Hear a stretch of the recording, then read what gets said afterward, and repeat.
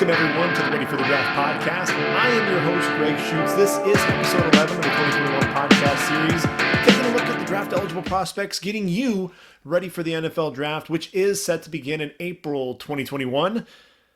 Week 11 of the college football season in the books. November football in full swing, and I'll tell you what, it was kind of an awkward November.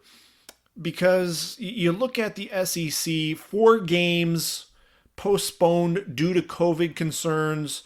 It included the number 1 ranked Alabama Crimson Tide, Texas A&M, Georgia, and Auburn all did not play on Saturday. Plus you had Ohio State against Maryland. That game was canceled. Really, with the Big Ten, there's no room for error there, so they weren't able to reschedule that game. But there were a lot of fireworks, a lot of interesting play throughout the week 11.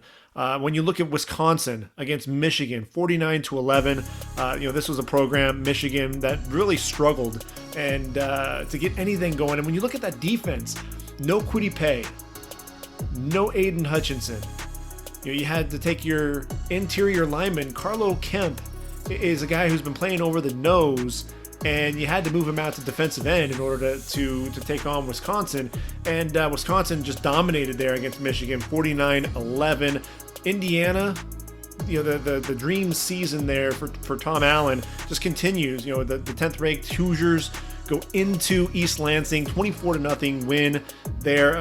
Michael Penix Jr., this is a guy who I think people will be talking about for next year's draft as one of those sleepers, 320 yards passing on the day, 2 touchdowns. But the guy that we're going to be talking about is Fryfogle. 11 catches, 200 yards, 2 touchdowns. This is a guy, he's not the most explosive receiver by any means, but this is a guy who understands how to get open, runs tremendous routes, very reliable, excellent hands. He's a guy to me that has a chance to be a day 3 receiver. And even if he's an undrafted free agent, he makes a roster. And you see a lot of these guys that don't end up getting drafted. I always go back to Allen Lazard, a big receiver out of Iowa State, a guy who was one of my favorite receivers when he came out, and he goes undrafted, ends up bouncing around to a couple of teams, lands with the Packers, and ends up having a huge game in week 3 before he gets hurt. But just Allen Lazard showing what he can do. And I look at a guy like Fryfogle, and he may or may not get drafted. It's going to be interesting to see how he tests, but this is model of consistency. There will be a quarterback out there who at the next level will love throwing the football to Fryfogle because he is such a reliable target. Then you move on to Miami, 9th ranked Hurricane, come back to beat Virginia Tech. The come from behind win, 25-24. And, De'Ara King, kind of an up and down game, still 255 yards and a touchdown. He's a guy, at that quarterback position. Is he going to be drafted as a quarterback? That's going to be a huge question. I bet you he's going to end up being a day 3 pick. Someone will take a chance on him. Is he going to be a gadget player? Is he going to be a guy that teams are going to really be looking at as a quarterback? I think he's going to have to show more consistency at the quarterback position. But with Virginia Tech, it was all about Christian Darrisaw. This was a dude who just eliminated and erased Quincy Roche from any, really off the field. This was a guy who was so poised, coming out of his stance, very light on his feet, and just a guy, he was beating Roche to the edge, and the hands stayed inside. Very good technique. The athleticism, he's oozing potential. And I can see, I hadn't gotten to see Darrisaw yet, and so I didn't have him rated among my top tackles. I've already moved him up to number 3. I think, you put him right there. He has a chance to challenge Samuel Cosmi to be the number 2 tackle taken in the draft. I firmly believe that, behind Penei Sewell, because of that athleticism, because of the length that he has, and then the power in his hands as well. This is a guy, to me, he's just continuing to get better and better as the weeks go on. And, from what I've been hearing, he's been a beast. This was, like I said, the first time that I've gotten to see him. And this year, I remember when he was a true freshman, and he was getting picked on a little bit. And now, there's nobody picking on number 77 there for the Hokies. Like I said, he's a very knee bender, good feet, surprising feet for a guy his size. And Quincy Roche, even when he got a jump on him, he was able to just take him up the field and away from the pocket. Didn't panic, didn't try to reach or lunge or anything like that. Just calmly shoved him away and up the field. And just again that lateral agility really neutralized the effectiveness of Roche all game long. Now the flip side, Jalen Phillips was dominant. 6'5", 266-pound junior, the transfer from UCLA, battled injuries, but he was used to be a top prized prospect there for UCLA, one of the top in the country. Finishes this game 8 tackles, 2.5 sacks, 4.5 tackles for loss. A guy who has excellent hand usage, slapping the right tackle's hands away from him, then able to turn and bend. The bend with this kid is real, it's legit. He has power in his hands as well. He can play the run, sets a really nice edge. If you haven't seen Jalen Phillips play, you got to tune in and watch the Hurricanes. This is a guy to me that I think is one of the more complete defensive ends. He's a guy who can play the run, can play the pass. We've even seen him drop into coverage a little bit. Does a really good job getting his hand into passing lanes as well. I'm a big fan of Jalen Phillips. The big concern, okay, where are we at in terms of his, the medical red shirt? The medicals, and is that really a red flag? That's going to be the thing that, if the medicals do check out, I think Jalen Phillips is going to rise up draft boards for sure. And then I'll give you one other guy who's kind of a sleeper there for Miami, and that's Jared Williams. He's 6'6", 308, the Houston transfer at right tackle. This is a guy who has shown athleticism, and he keeps those feet moving, and I like his ability to change directions, especially on those moves back to the inside. You see a little bit of stiffness laterally, but he's still able to use his length to end up driving a guy away from the pocket. Jared Williams is a guy I think that teams could be looking at day 3 as a potential swing tackle. He has experience on both sides of the line, although I think he'll probably be a right tackle at the next level. So, I think the game that everybody had to be tuning into was watching Florida take on Arkansas. Why? Kyle Trask, man. The 6th ranked Gators, 63-35 winners, and Kyle Trask was absolutely dominant in this game. 23 of 29, 356 yards, 6 touchdown passes. This was his 6th straight game with at least 4 touchdowns, which is an SEC record. And a guy who in the first half, 18 of 22, 285 yards, 5 touchdowns, and everyone talks about the arm strength, and it's one of those things that's really awkward because you'll see a couple of throws that'll leave you scratching your head going, yeah, there's that lack of arm strength that everybody's been talking about. But this is a guy who is throwing from the right hash to the wide side of the field, and he has to put it over a linebacker and get it to his receiver before the corner can get outside in and make a play on the receiver, and he gets it there on a line, able to put it over the linebacker and get it there before the corner arrives, and the ball placement too. He puts it away from the corner, so when the corner's coming through, he's not able to make a play on the football. And then also coming down the seam, able to put the ball right where his receiver needs it, and he's putting the ball with touch. He's not throwing a laser where the linebacker underneath can make a play on the football. He's got the touch to put it just over the linebacker and before the defensive back can go get over there and make a play. To me, this is a guy who's just continuing to show why he's a quarterback that's on the rise. And I think a lot of people talk about recency bias. And a lot of people are saying, well, it's just recency bias with people talking about Kyle Trask and Zach Wilson potentially being better than Trey Lance. For me, I think when you look at Kyle Trask, yes, he only has 15 games under his belt. He's 12-3 as a starter.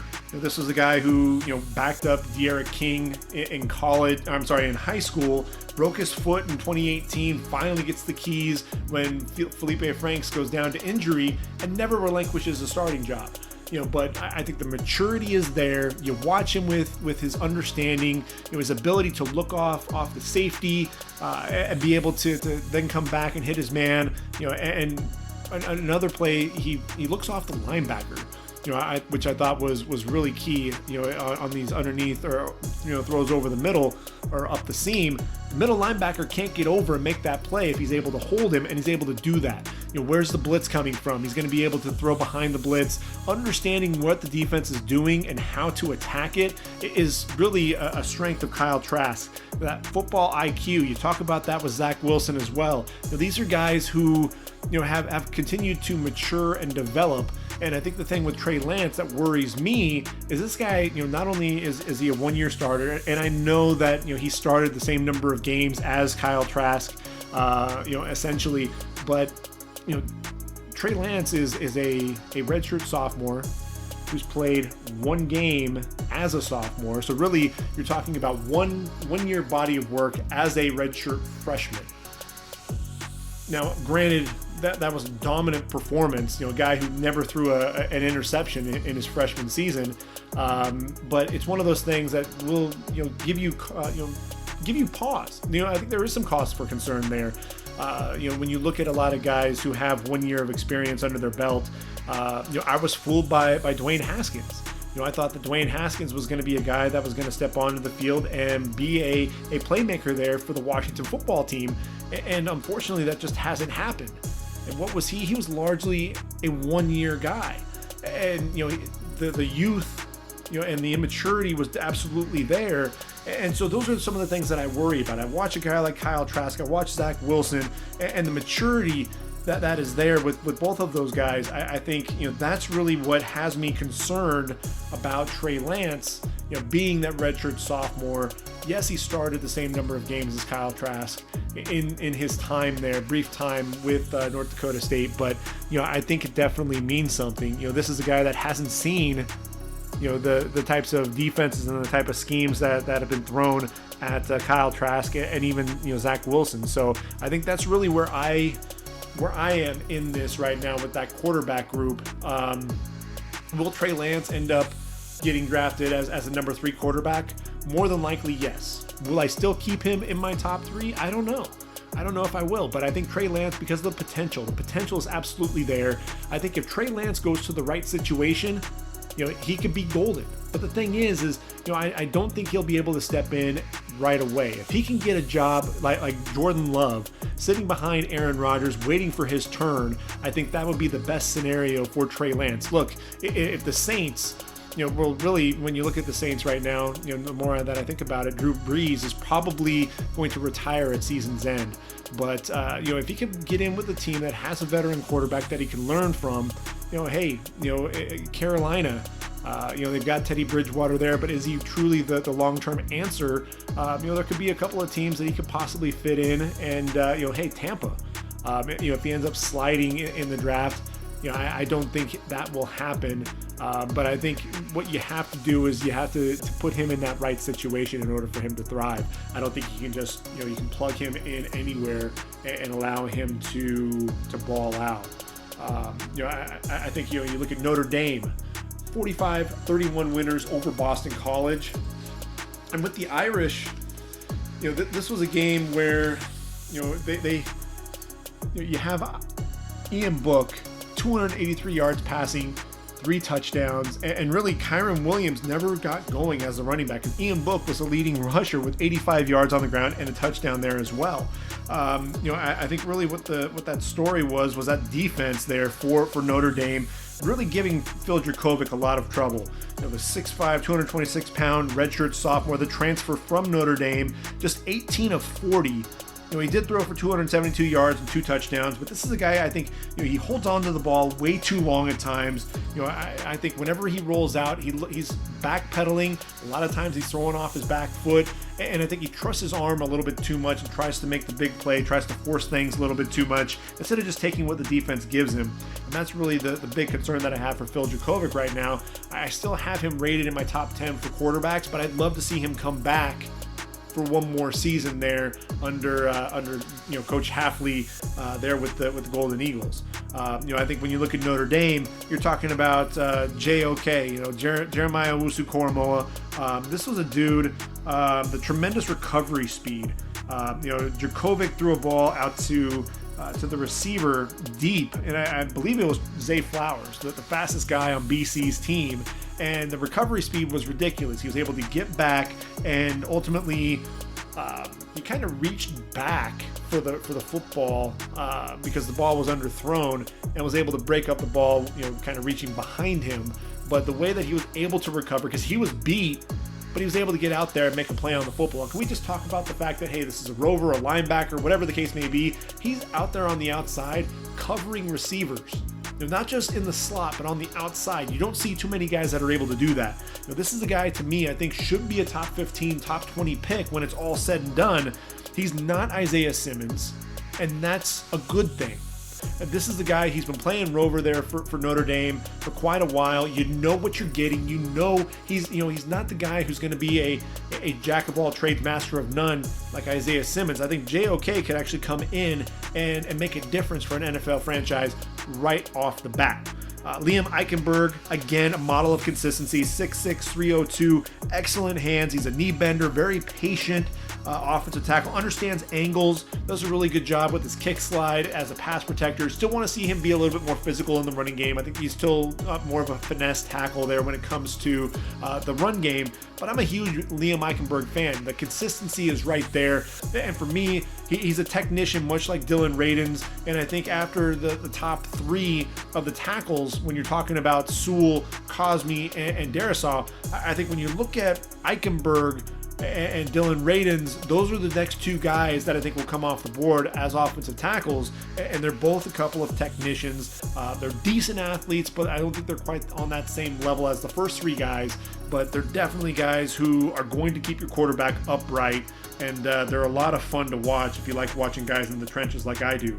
Ben Skowronek, the transfer from Northwestern, 6'3", 224 pounds, another dude who's really reliable. And this was a game that I think really jumped out and had people take notice a little bit. I think, I saw on Twitter that Jim Nagy there with the Senior Bowl really looking at Skowronek now. 5 receptions, 63 yards, 3 touchdowns. His ability to elevate over defenders, make plays on the football, the tremendous hands, the strength in his hands, catching the ball away from his body, and then the blocking ability. He was making some blocks down the field, springing both running backs and receivers for extra yards. Skowronek, I think, has definitely helped him, since he's transferred there to Notre Dame. Hunter Long, the tight end, 6'5", 253. He has been the number one guy there for Phil Dracovic, and he kind of struggled to really get going. He's one of those guys, though, finds a way to get open. 4 receptions, 59 yards, and a touchdown. Dracovic on the move. He's going to look to try to change his route up to be able to come back to his quarterback. Excellent hands, solid blocker as well. I think Hunter Long, if he decides to come out, is going to be a top 5 tight end in this year's draft. So as you continue moving along and you're looking at the top 25, USC, 2 weeks in a row, they underperformed. They were outcoached, outplayed yet again. But what I did like to see was Todd Orlando actually changing up the defense a little bit at the half. I thought that Grant Gunnell, the quarterback there at U of A, really exploited the defense. They would rush 3, drop 8, and the middle would be wide open. There's nobody spying the quarterback, and Gunnell just ran all over the defense. Changed that up in the second half. The flip side, though, USC, with that air raid offense, the Mike Leach air raid offense that Graham Harrell is running, you got to be able to attack the middle of the field. And the problem was Graham Harrell wanted to continue to run his offense, run all of the crossing routes and such. And this is a team, they can't even on a 4th and 1. They can't get under center, and you almost know exactly. It's almost a comedy of errors. And if you watch the broadcast, even Gus Johnson and Joel Klatt on Fox said that this was just a painful offense to watch. And somehow, some way, USC still finds a way to win the game 34-30. It's something that is really mind-blowing. And this was with Keaton Slovis, really struggling. He was not himself. You watched a lot of the footballs coming out of his hand, and they didn't look right. The throws just, poor deep balls. It just really looked awkward, but when it counted, the last 2 drives, 13 of 15, 144 yards, 2 touchdowns. The last drive he went 5 of 5 for 65 yards, and it's just something that you kind of shake your head at. SC, they finally put it all together, on those last couple of drives. And Keaton Slovis, look, even when he's not at his best, he's still able to pull out a victory there from the clutches of defeat. And then his go-to guy, really, even though Drake London is a physical freak, and we'll be talking about him in next year's draft as one of the top receivers, but Amon-Ra St. Brown, 7 receptions, 113 yards. He's pretty sudden with his route running ability, but this is a guy who just, he knows how to get open. And I think he has this really advanced football IQ, understanding where to go in the zone. He's gonna break off his route and find the opening in the zone. He'll come back to his receiver or to his quarterback when he needs to, and he has this sneaky athleticism. I don't think that people are expect him to really elevate and contort his body in the air to make catches, but he's a reliable target, excellent hands, knows how to get open, like I said. Physical blocker as well. He's 6 foot, 195 pounds, the junior. This is a guy who's going to be a possession receiver at the next level, a guy that's going to run out of the slot. You're going to love to have him attack the middle of the field. Amon-Ra St. Brown is the guy that you'll have to keep an eye out for. Elijah Vera Tucker came back. He had opted out, came back to SC, 6'4", 310-pound junior. He's going to be a guard at the next level, but he's playing left tackle, and you see the active hands, his ability to shoot those hands inside and really lock onto the defender. But you see the athleticism, his ability to climb to the second level and find that moving target and really be able to generate some movement. That athleticism, is something that I think you're really going to want to see there at the guard position. But he also generates a lot of power at the point of attack as well, and that's something that I think is kind of his trademark. Again, I brought it up before. He was USC's offensive lineman of the year at left guard. When lining up right next to him at left tackle was Austin Jackson, number 18 overall pick of the Miami Dolphins in this past year's draft. If you look at the defensive side of the ball there for USC, Marlon Tuipulotu, 6'3", 305, the junior, he's been an absolute beast. I think if there's been anybody who's really benefited from Vic So'oto coming over from Virginia, it's absolutely been Marlon Tuipulotu. So dominant. He was a Pac-12 defensive lineman of the week last week, and yet again, 8 tackles, a tackle for loss. He's so powerful at the point of attack. He jacks guys back, just throws people aside, and then you see that short area quickness in the burst. He's tackling guys in the open field. Tuipulotu to me is a guy, Jay Tufele opted out, a lot of COVID concerns with his family, so it's understandable that Tufele would opt out. So there was a lot of pressure on Tuipulotu, and he has risen to the occasion. The defensive tackle position has been kind of shaky at times. I don't see a ton of depth there at the top of the draft. So Tuipulotu is one of those sneaky prospects who could rise up draft boards.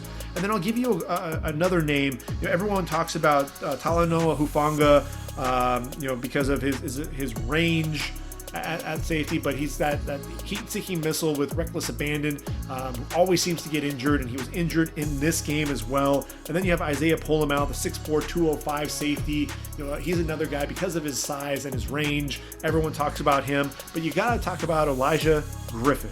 6 foot, 175 pounds, the junior, Nate Dogg's son. This is a guy who you see the hips, his ability to turn and run with the receiver. You see the closing speed as well. There, 3rd and 10. Tavion Cunningham, the smaller receiver there for Arizona, on a crossing route, closed really fast in a hurry to drop him 2 yards shy of a first down. This is a guy who was explosive, had a big play for a touchdown there, to put Arizona up.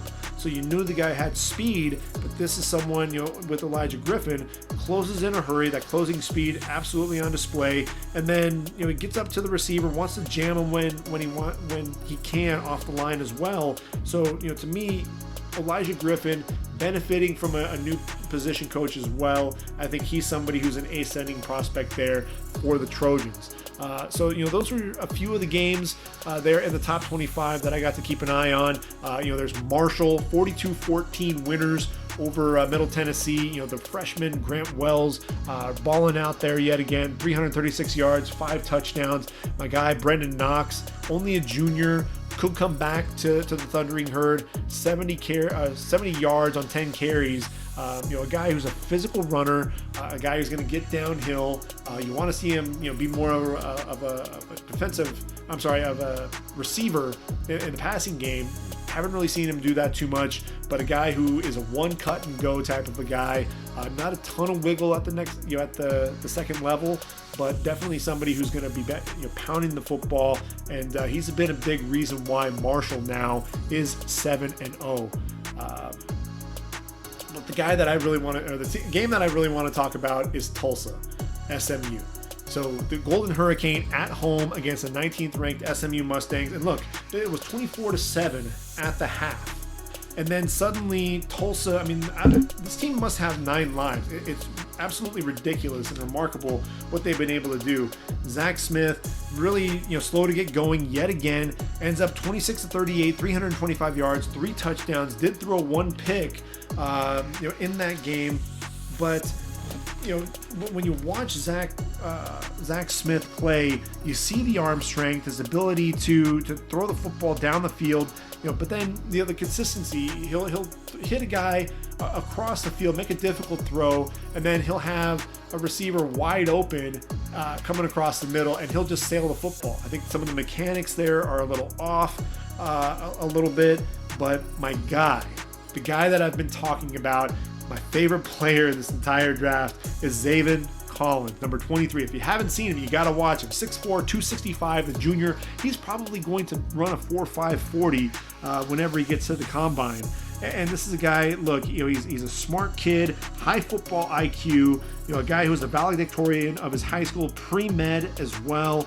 But he does a little bit of everything. He has the bend and the burst coming off the edge to be a pass rusher. He can set a hard edge against the run. Great open field tackler. A guy that's also able to drop into coverage. And when you watch him drop, he has 3 interceptions on the year. And the most critical in this game, he makes an interception to seal the win. And he drops into the passing lane and, just reading the quarterback's eyes and able to pick off the pass. And when you look at Zaven Collins, as of this taping, we had, I'm taping this on Thursday, and Tulsa taking on Tulane, and yet again, this is the beginning of week 12, but still, we're going to talk about it because it just happened, and I'm still in awe of what Zaven Collins has been able to do. This is, the Tulsa yet again comes back from the clutches of defeat, and they, on the last play of the game, backup quarterback Zach Smith is not in the game. Backup quarterback ends up throwing a touchdown pass as time expires, and then in double overtime, Zaven Collins yet again into the passing lane. Quarterback gets hit as he throws. Zaven Collins picks off the pass, runs away from everybody. 96-yard touchdown. Tulsa beats Tulane 30-24. Absolutely remarkable. But when you look at these numbers, in 5 games for the Tulsa Golden Hurricane, this guy has 34 tackles, 6 tackles for loss, 4 sacks, 3 interceptions, 2 pass breakups, and a couple of forced fumbles as well. This guy's been an absolute beast. 23.5 tackles for loss in his 3 years there for the Golden Hurricane so far. 7.5 sacks, 8 pass breakups, has 4 interceptions. This is a guy who just continues to get better and better. He was a guy that was on my radar last year, playing alongside Cooper Edmiston, the middle linebacker there for the Golden Hurricane. And now he has a pretty darn good inside linebacker playing next to him now in Justin Wright, number 10, 6'2", 234 pounds, only a redshirt sophomore, very active. But look, I think what you have there with Coach Blankenship, Tulsa is absolutely, they're for real, man. This is a team that they just need to figure out how to play 4 quarters because, they actually seem to play better from behind, which is really weird when you think about it. Against East Carolina, they were down 17-3. Against Central Florida, they were down 23-12, and then against SMU, 24-7, and they came back to win in each of those games. Same thing with Tulsa; they were down, to their very last play, and they end up coming back to win. And so, that's the thing. Don't ever rule this team out. But a big reason why is Zaven Collins. In this game against SMU, Zaven Collins, 6 tackles, a sack, 2 tackles for loss, and that interception to clinch the game. Also had a quarterback hurry. To me, this guy has been one of the MVPs of the entire season. You look at the Golden Hurricane; they're finally ranked for the first time in quite a while, ranked number 25th overall. And oh, by the way, against Tulane, holy cow, 15 tackles for loss. 15 total tackles, has a half tackle for loss, and then that interception for touchdown, 96 yards. You're talking about a guy who has tremendous speed, running away from that entire offense there for Tulane to clinch the game. Really a walk-off interception, a walk-off pick 6. Absolutely ridiculous. To me, I look at Zaven Collins. I think he'll be a steal. I think he'll end up being a second-round pick. He'll be a steal. I think of guys like Darius Leonard. Darius Leonard was a guy you knew he was going to be a good football player, but teams couldn't justify taking him in round number 1. But you knew he was going to be a good football player. What does he do? He goes to the Indianapolis Colts and he balls out. I'm looking at Zaven Collins the exact same way. I saw a very nice comp. Ryan Roberts there of the NFL Draft Bible. He really looked at Zaven Collins, and a nice comp there with KJ Wright. I think that's a nice comparison, although I think Zaven Collins is more athletic than KJ Wright. I think Zaven Collins actually can do a little bit more than KJ Wright. I think Zaven Collins is going to be a steal, the steal of the draft, in my opinion. He's so explosive, the high football IQ. He's a smart kid. And so, does he come out? Maybe he comes back for one more year, but after the year he's had, the explosiveness that he's shown, I could see him opting to come out, and he'll absolutely be a day 2 pick and somebody that you really have to take notice of.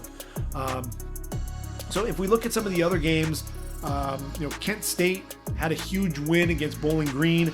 Dustin Crum, the arm strength, really a concern. He's athletic, a guy who makes a ton of plays, but the arm strength was really a huge concern. A lot of throws that were just poorly thrown footballs, underthrown. The Golden Flash, they did win 62-24 over Bowling Green, but again, Dustin Crum, he's a confident, mobile quarterback, but the arm strength just scares me, especially in that game.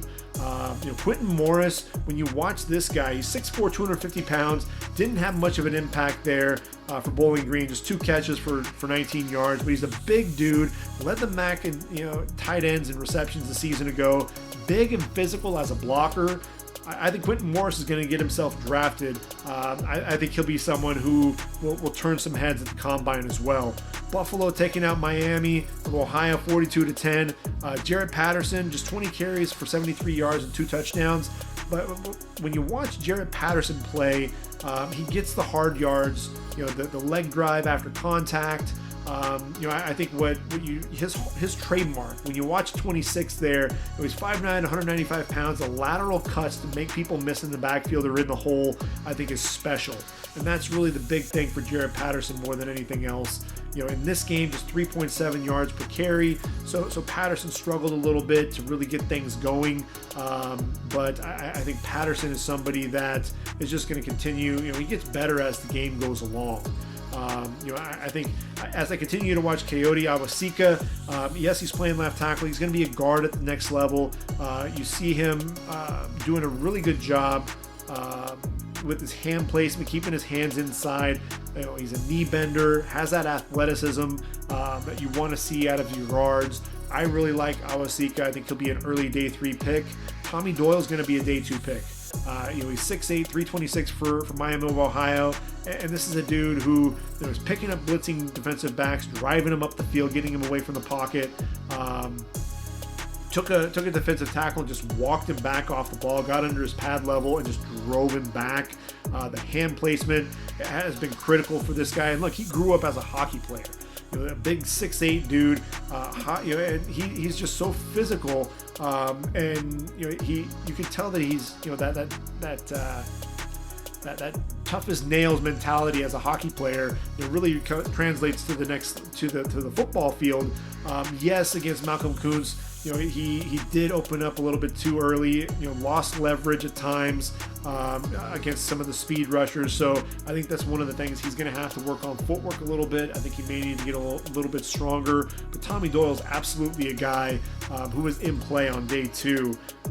Malcolm Kuntz, as I mentioned, very athletic coming off the edge, 6'3", 250 pounds, 5 tackles in the game. A guy who showed tremendous bend coming off the edge, dipping around underneath the right tackle coming off the edge, flattening out to the quarterback. Really, he got most of his success coming off the right tackle as opposed to Tommy Doyle. And then Antonio Nunn, I think he's starting to play, starting to turn heads a little bit. 5'11", 200 pounds, plus change of direction, plays bigger than he actually is. His leaping ability, his ability to attack the football in the air, does a really good job with his stems. I think that's one of the things that you see with the route running ability. And his catch radius is ridiculous for a guy his size. So Antonio Nunn, number 1 for Buffalo, is a guy that you definitely have to keep an eye out for as well. If you look at Toledo taking on Western Michigan. Western Michigan ends up winning 41-38. Just a guy to mention, Bryant Kobach, 24 carries, 78 yards, 2 touchdowns. He's only a junior, so he'll be coming back there for the Rockets. But this is a guy very strong, generates a ton of movement, over 2,100 yards there for Toledo, 26 touchdowns, 5.9 yards per carry. He's a guy that we'll be talking about as a potential sleeper in next year's draft. But Ali Fayed for Western Michigan, he's 6'2", 255, very quick coming off the edge, turning the corner, getting to the quarterback. Only two tackles on the day, but had a sack and a forced fumble. And Ali Fayed, he's explosive, gets into the backfield. He can end up being a day 3 pick. And you really saw the Broncos struggle to put a lot of pressure on Eli Peters, the Toledo quarterback, when Fayed went down to injury. So he's a guy to keep an eye out for, as is their big linebacker, 6'1", 225-pound Trayshawn Hayward. This is a guy who was able to shoot into the backfield off the edge, very athletic. MAC Defensive Player of the Year a season ago. And when you look at Trayshawn, last year 142 tackles, 11 going for loss, 4.5 sacks.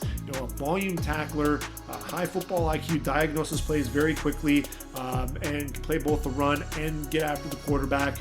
You want to see him drop into coverage a little bit more. I think that's really the big thing that's going to hang things up for Hayward. But hopefully he'll be able to showcase those skills a little bit more as the season goes on. If we get to Minnesota against Iowa, Iowa's a team, trying to figure out exactly what's going on with them week in and week out. But 35-7 winners over the Gophers, and PJ Fleck's team really struggling. Tanner Morgan just struggling to really get things going. I think he's lost a lot of confidence in the first half to 7 of 18 for 55 yards and an interception. And he's trying to force it too much, trying to push the ball, trying to get the ball to Rashad Bateman whenever possible, and that's going to get him into trouble, as it already has. But the guy that I wanted to talk about was Mohamed Ibrahim, 5'10", 210 pounds, very powerful running back, 33 carries, 144 yards on the day, also had a couple of receptions. You see the hands, on a crossing route, able to pick the ball out of the air. Also picked up a blitzing linebacker coming off the edge as well. But the vision, very decisive, wants to get north and south, runs hard between the tackles, has a nice spin move at the second level, finishes dropping those pad levels. This is a guy who, coming into the game, was averaging 190 yards. A guy who's just continuing to get better and better, a guy who I think is moving into a lot of people's top 10s at that running back position. He presses the line of scrimmage, the vision to see the opening, and then he's very decisive, puts his foot in the ground and gets there. And I think that's one of the things that, there's a lot to like there with Mohamed Ibrahim. And then if we're talking about the Gophers, we have to talk about Rashad Bateman, the 6'2", 210-pound junior.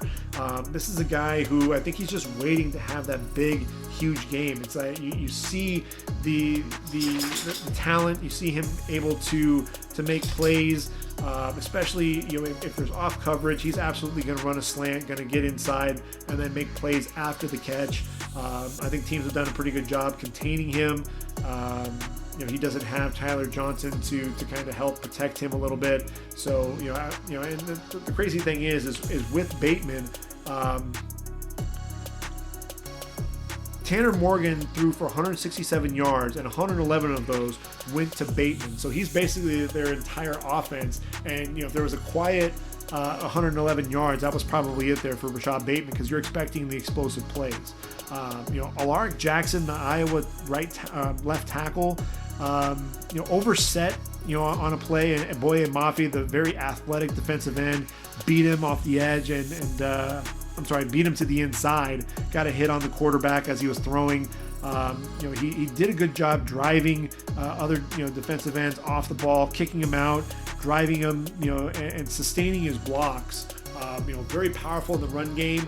I think he struggles in pass pro at times. I think Alaric Jackson's probably going to end up kicking over to the right side when it's all said and done, possibly even move inside to guard.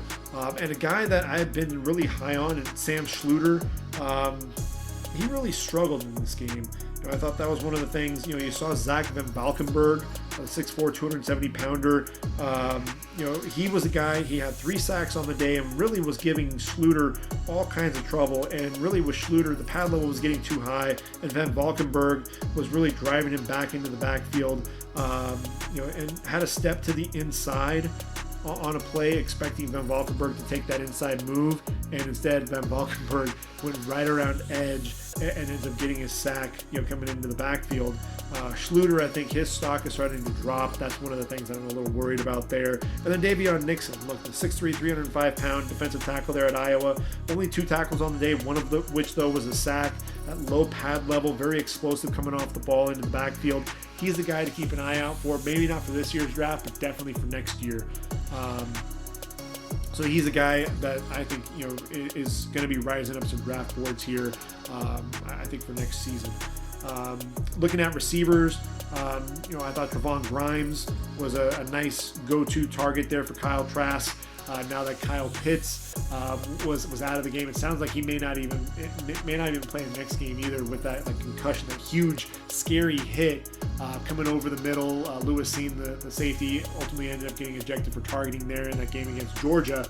But Trevon Grimes, you see the catch radius, you see his ability to go up and make plays. The big question is going to be what he runs in the 40. I think he'll probably end up being a day 3 guy, but somebody who is going to make an NFL roster, and somebody who I think can end up making some plays for an NFL franchise.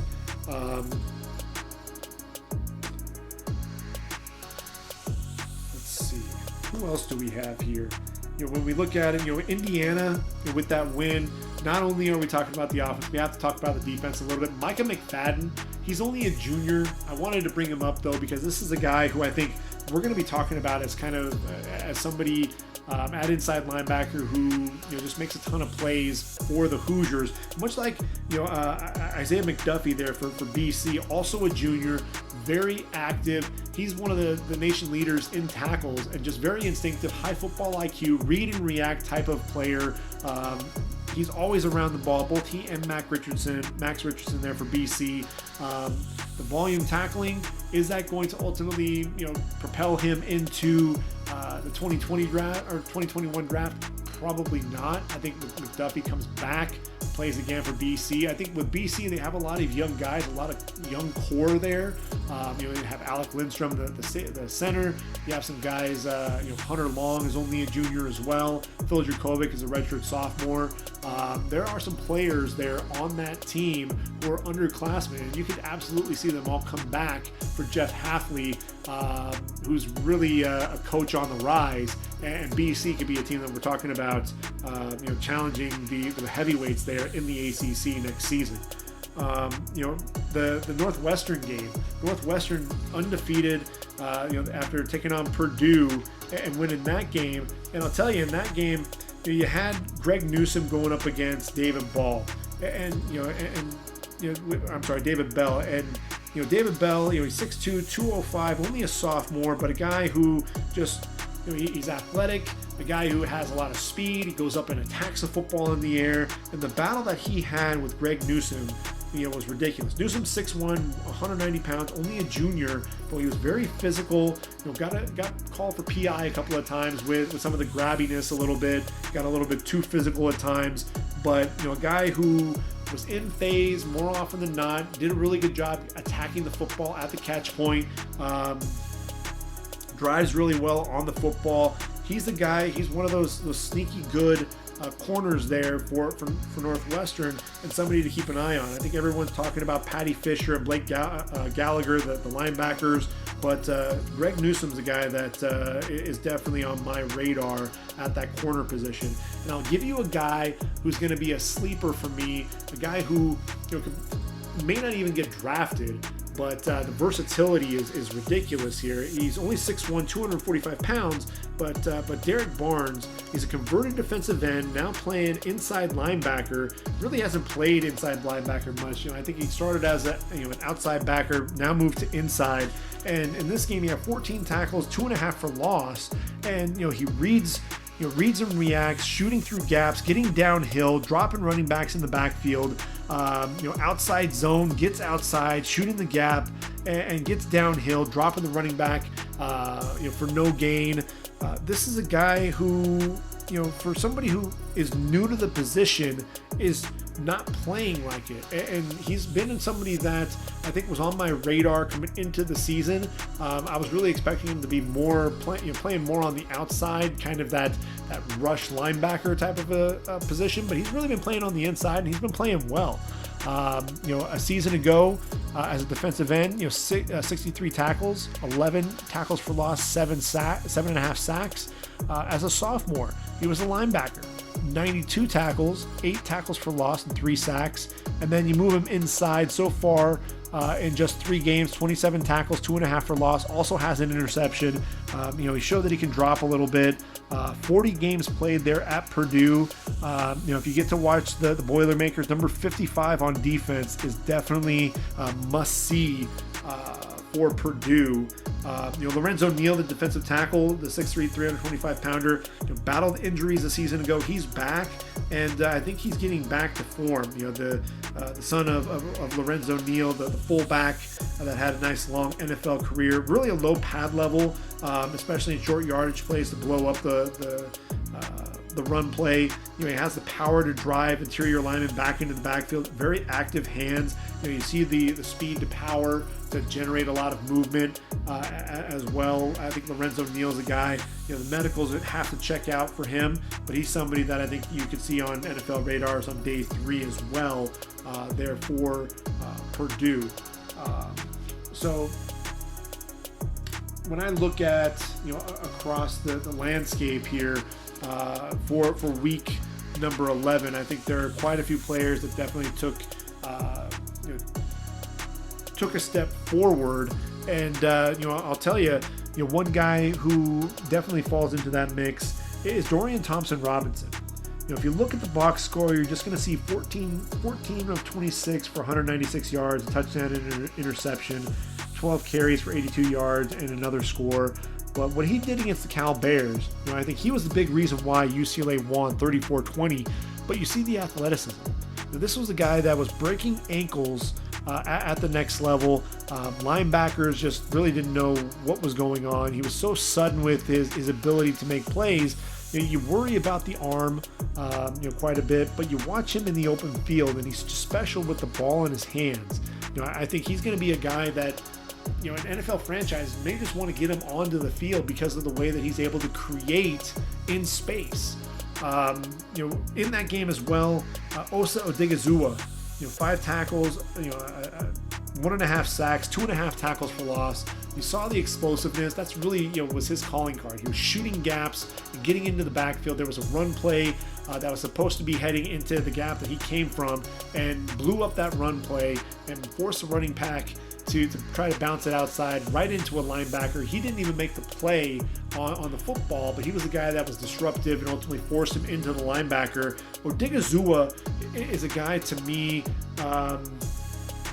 that I think he'll probably be, could he fall into round number 3? I think it's possible. I think that 3rd, 4th round range. But you see the explosiveness, his ability to shoot gaps, getting into the backfield. He's playing defensive end and really kind of a 2 to 3 down lineman there for UCLA. 6'2", 279 pounds.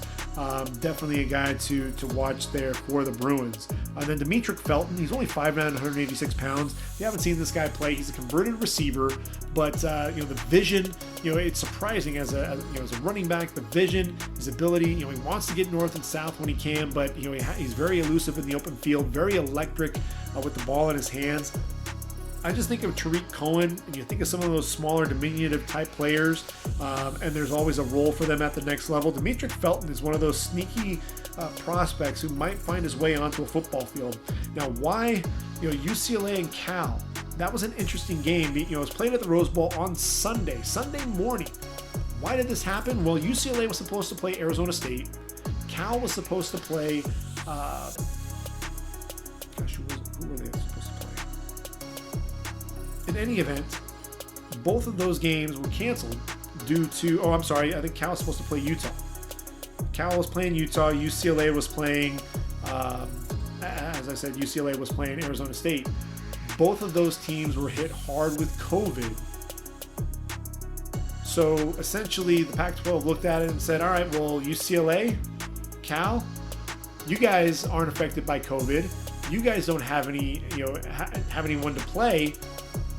Why don't we have you two take on each other? And, these are two programs, Chip Kelly and Justin Wilcox are very familiar with each other. So, they ended up showing, I think they only had 2 or 3 days notice with this to really put everything together, and the Bruins ended up coming out on top, like I said, 34-20. But it was just one of those situations, really COVID making an impact yet again. So not only did you have Alabama and Georgia and Ohio State not playing, but then you also had UCLA playing on a Sunday at the Rose Bowl. So it's kind of, we're bookending this conversation here with Week 11 with COVID, and I think that's really going forward. What is COVID going to look like?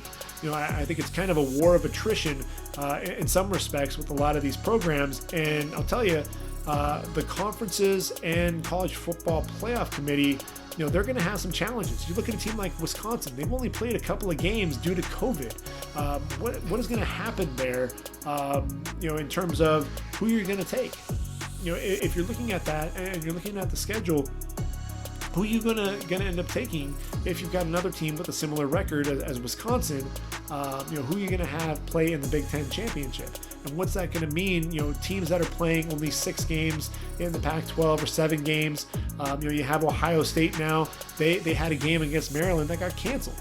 So if that game gets canceled, is that going to potentially impact Ohio State getting into the college football playoff? I think this is one where you really have to trust your eyes, trust the eye test. And right now, the top 4 teams are Alabama, Notre Dame, Ohio State, and Clemson.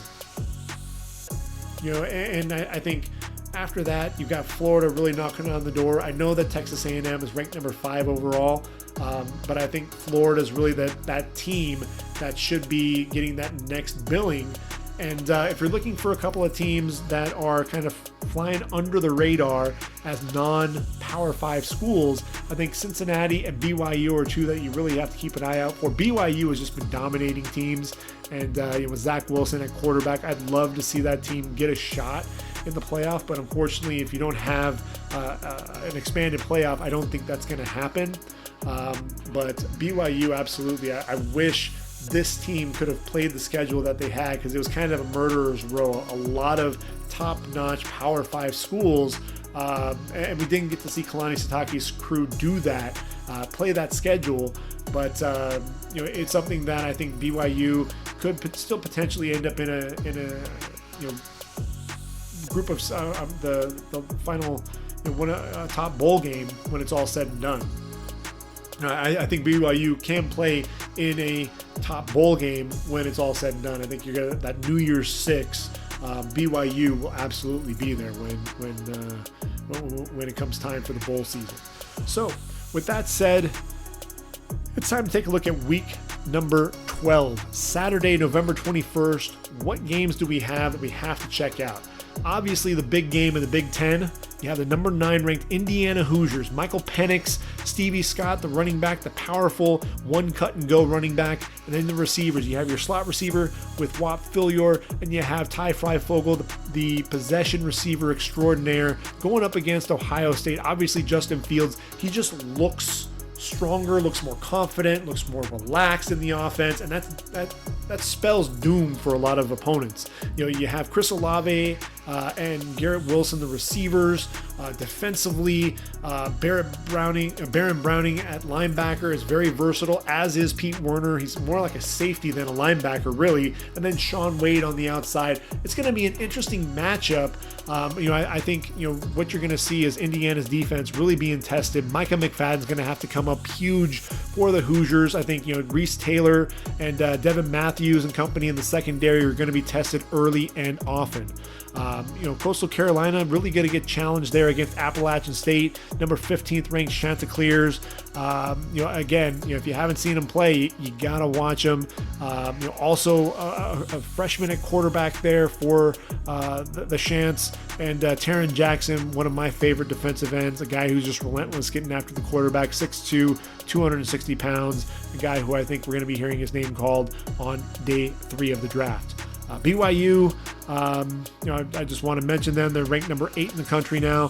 They're taking on North Alabama. That was really just something that they could get onto their schedule. I'm sure they would have liked to have played someone else, but frankly, when it comes down to it for BYU and their schedule, when you're dealing with teams that are in conference, it makes it difficult to really fill out a schedule last minute. So I think those were some of the challenges that they ran into. I mentioned one matchup of unbeatens in the Big Ten. Well, afternoon game, you're going to see another battle of unbeatens as the number 10 ranked Wisconsin Badgers, Graham Mertz and company, the defense led by Jack Sanborn, going up against Northwestern, number 19th ranked Wildcats at home in Evanston, Illinois. Ryan Field, Peyton Ramsey, the Indiana transfer, really has that offense, firing on all cylinders. We've mentioned Patty Fisher, I think a linebacker who has played in a ton of games. He a 4-year starter, volume tackler, very intelligent player, limited athletically, which is going to hurt his draft stock. I mentioned Greg Newsome. This is a team that doesn't make a ton of mistakes, but I think Wisconsin just too much for them when it's all said and done. Although, if Northwestern can get to Graham Mertz and really pressure him, then I think Northwestern has a shot. So we continue moving through, and we look at Alabama. They're taking on Kentucky. I really think Bama is going to run away with this one. But Kentucky, if you get a chance to watch this game, there are a couple of offensive linemen that you really have to take notice of. Landon Young, the left tackle, and Drake Jackson, the center. Both guys who are going to hear their names called, probably going to be day 3 guys, but absolutely guys who are going to make an NFL roster, in my opinion. Iowa State, number 17th ranked Cyclones, they're first in the Big 12, taking on Kansas State. Watch out for Wyatt Huber getting after Brock Purdy. He's one of those underrated defensive ends there for K-State. Continuing through, Auburn taking on Tennessee. I just like tuning in to watch Tennessee whenever I can, to watch Trey Smith, that interior lineman there for the Vols. Would have loved to have seen him go up against Derek Brown this year, but obviously Derek Brown has moved on. When you watch Auburn play, this is going to be a game to where, Bo Nix, up and down. Is he going to be able to perform? That's going to be a huge question mark. That'll be an interesting game. Virginia Tech taking on Pittsburgh. Here's the matchup that you'll want to watch. Patrick Jones, the second, and Rashad Weaver going up against Christian Darrisaw. We talked about him erasing Quincy Roche. All right, now you're going up against both Jones and Weaver, 2 powerful and athletic defensive ends. That's going to be a game to watch. I'm getting ready to watch that one for sure. Georgia taking on Mississippi State, number 13th ranked Georgia Bulldogs taking on Mississippi State Bulldogs. Battle of the Bulldogs in Athens. JT Daniels, the sophomore transfer from USC, is going to be making the start in this game. I think for Georgia still, it's all about the defense. Going up against Mike Leach's crew, I think this one's going to be a pretty easy one for Georgia. And then you got Bedlam there, one of the evening games, number 14th ranked Cowboys. This may be their best team in quite a while, going in against the Sooners.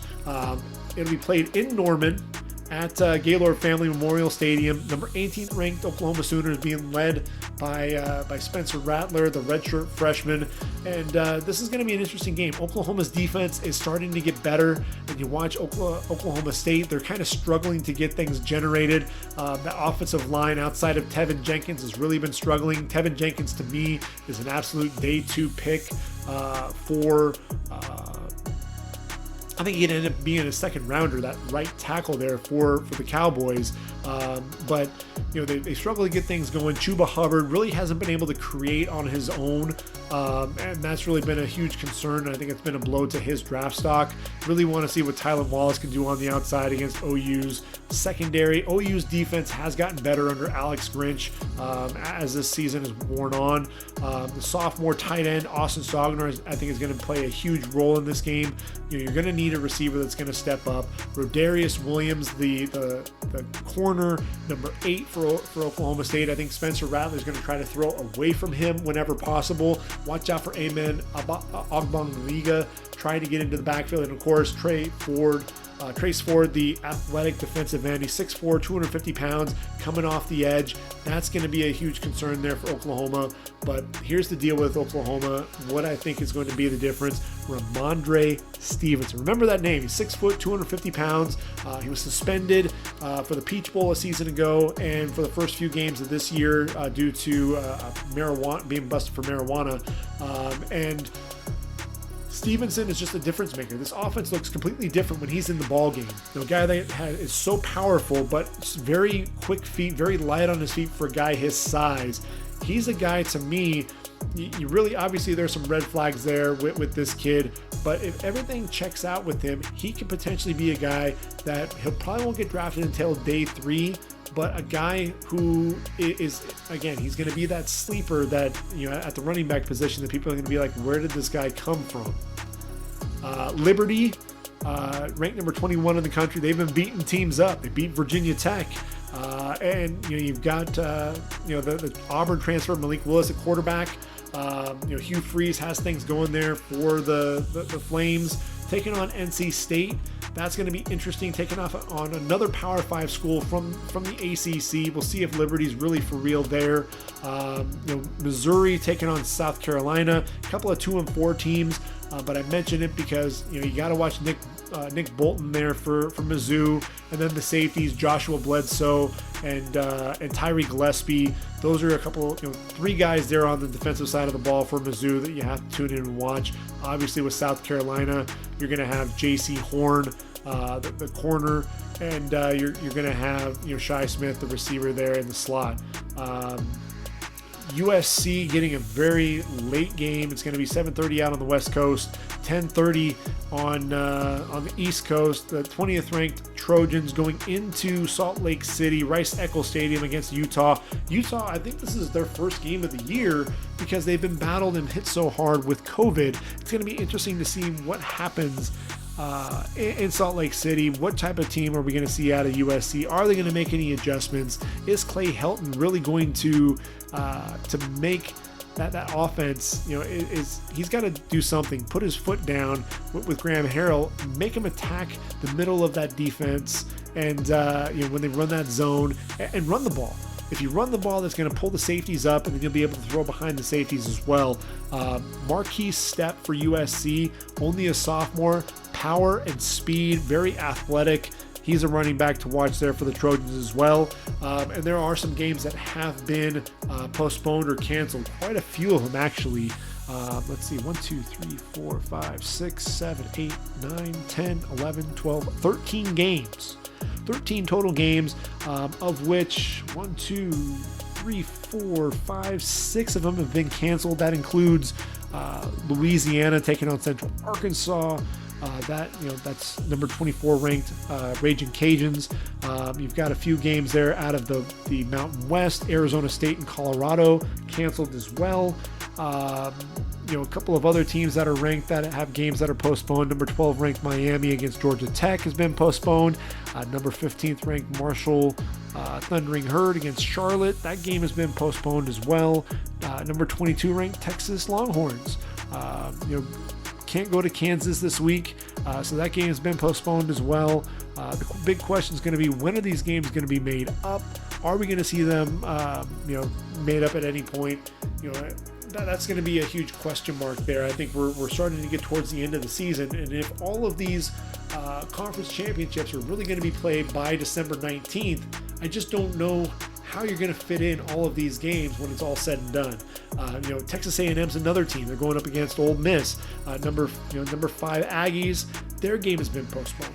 So as you watch this, there's almost as many games being postponed as there are games out on the field. I know that's not the case, but it feels like that. And, it's one of those things. How many more are we going to see? At what point is enough? With this, I think we've made it this far. So I think we're going to continue to push on. But again, it's going to make things difficult for the conferences. It's going to make things difficult for the college football playoff. And frankly, we've got bowls that are to be played. And it'll be hard for, I think, a lot of the bowl committees to really figure out who they're going to bring in and play some of those bowl games as well, especially with a lot of these shortened seasons. And what does that really mean for some of these programs? It's really going to make things, really tough to figure out when it's all said and done. But that is going to be week 12. Those are going to be some of the matchups that I'm going to be watching for sure. And we'll go ahead and bring this podcast to a close. We'll do it all again next week. We'll talk about week 12. And again, we'll talk about some guys whose, draft stock has been on the rise. Maybe a couple that have, whose draft stock has fallen. Who's going to be the guy that's going to be those breakout performers that we've been talking about? Zaven Collins, week 11 and week 12 has been the hero there for Tulsa. Just continues week in and week out to be the playmaker for them. And so who's that going to be? Who are going to be some of those guys here for their programs in week 12? What's going to happen there? If Indiana is going to win, is it going to be Ty Fryfogle and Whop Philyor really helping out Michael Penix Jr., or is Justin Fields really just going to take over that game? That's going to be a huge question mark. Clemson's taking on Florida State, Florida taking on Vanderbilt. I think, you're going to see Travis Etienne running over the Seminole defense. You're going to see Kyle Trask putting on another tremendous display there. Can he throw for 4+ touchdowns? Again, that's going to be interesting against the Commodores, really struggling there in the SEC. Derek Mason, I think his job is in jeopardy for sure. Zach Wilson going up against North Alabama. I think he'll probably shut it down at halftime in that game. Wisconsin, Northwestern doesn't make a whole lot of mistakes. You're going to see that defense. Who's going to be the playmaker on the offense to step up for the Wildcats? Or is it going to be Graham Mertz and company there for Wisconsin? An offensive line led by the left tackle Cole Van Lanen, who is a pro prospect, a guy who's probably going to get drafted in the 4th or 5th round of this year's draft. And look, Wisconsin, they always produce offensive linemen, so that it's not going to be an NFL draft these days if you're not going to have a Wisconsin offensive lineman, much like Alabama's O-line as well. Obviously you're going to have Alex Leatherwood, Deontay Brown, and Landon Dickerson all drafted this season. And then one game that I left out, Oregon taking on UCLA, number 11 ranked Oregon Ducks. Tyler Shaw, if you haven't seen him play, very athletic, a cannon for an arm. He'll go up against DTR, Dorian Thompson-Robinson, the athletic quarterback there for the Bruins. It's going to be an interesting game. Oregon struggled a little bit against Washington State this past weekend. So, I think UCLA gets that confidence against Cal after losing to Colorado. If they can cut down on the penalties and cut down on the mistakes and the turnovers, UCLA may surprise people there against Oregon. I don't think they're going to win in Autzen Stadium, but look, without the fans, Autzen Stadium is not what it can be. So I think that'll be a game that could be a sneaky good game in the Pac-12. We're going to go ahead and bring this podcast to a close. I hope you've enjoyed the content. I know I've enjoyed bringing it to you. We'll break down week 12 next week. Come on back. We'll talk some more football. for ReadyForTheDraft.com. This has been the Ready for the Draft podcast. I've been your host, Gregg Schutze. Take care, everyone. Enjoy your weekends. And until next week, I am out of here. Take care.